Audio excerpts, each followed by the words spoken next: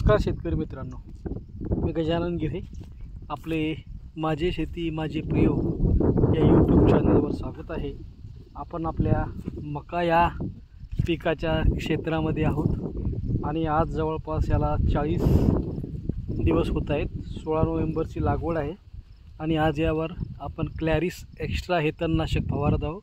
तर आजची मकाची परिस्थिती पाहू.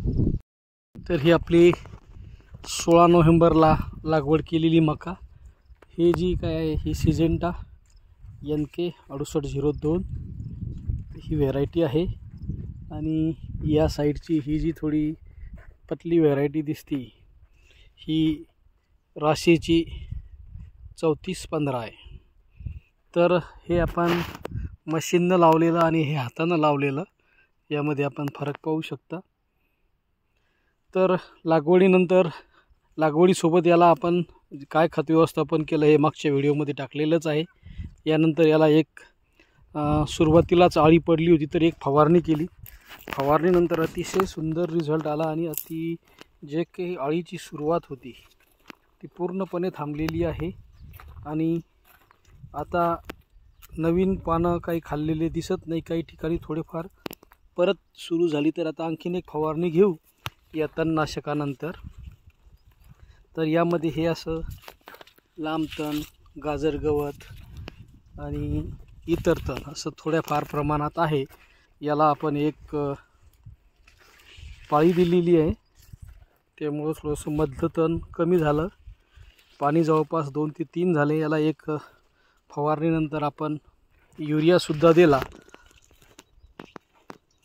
आणि आता परत एकदा आपण एक फवारणी घेऊ. नंतर ती फवारणी कोणती घ्यायची ती बघू. आज आपण यावर तणनाशकाची फवारणी करत आहोत. तर मागच्या वर्षी आपल्याला सिजेंटा कंपनीचे क्लॅरिस एक्स्ट्रा जे काही तणनाशक आहे त्याचे फार सुंदर रिझल्ट भेटले होते. त्यामुळं आपण यावर्षीसुद्धा क्लॅरिस एक्स्ट्रा हे 140 ml प्रतिपंप याप्रमाणे यामध्ये फवारणी करत आहोत. तर क्लॅरिस एक्स्ट्राची माहिती.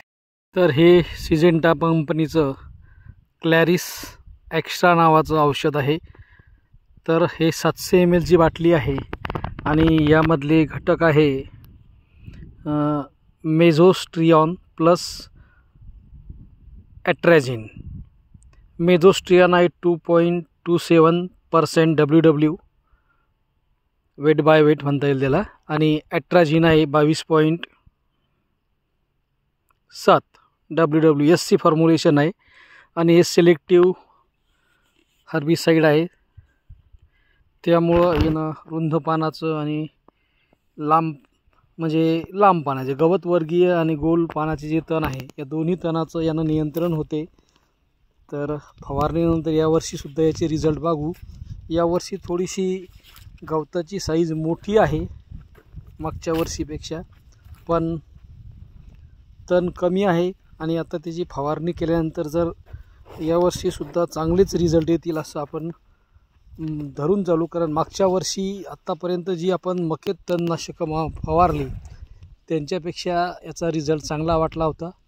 तर यावर्षीसुद्धा चांगलाच येईल. आपण मका या पिकामध्ये कोणते तणनाशक वापरता आणि त्याचे रिझल्ट काय याच्याबद्दल कॉमेंटमध्ये सांगा. आणि व्हिडिओ आवडत असतील तर चॅनलला सबस्क्राईब करून लाईक शेअर करा. धन्यवाद. मक्केबद्दल आता लवकरच पुढची फवारणी घ्यायची आहे. तर या आळीसाठी आपण जर काही प्रयोग करून चांगले रिझल्ट मिळाले असतील तर त्याबद्दलसुद्धा कॉमेंट करा. धन्यवाद.